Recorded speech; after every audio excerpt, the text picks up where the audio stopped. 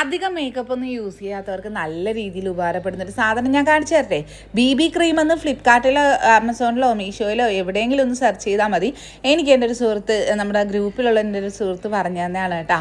കാര്യം ഒരുപാട് മേക്കപ്പ് ഒന്നും ഇടാതെ പുറത്തോട്ട് പോകാനൊക്കെ. ഇത് മോയ്സ്ചറൈസറാണ്.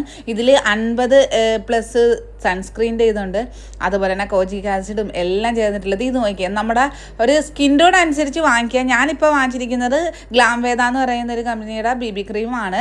ഇത് glass clean and clear glow നമുക്ക് തരും.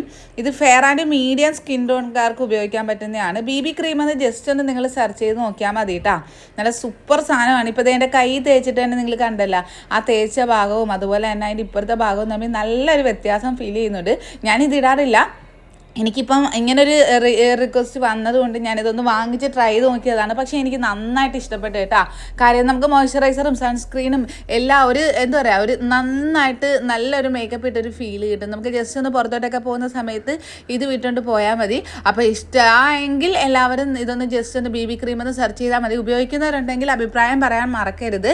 അപ്പം നല്ലതാണ്. എല്ലാവരും അവരവരുടെ സ്കിൻ ടോൺ നോക്കി വാങ്ങിക്കുക.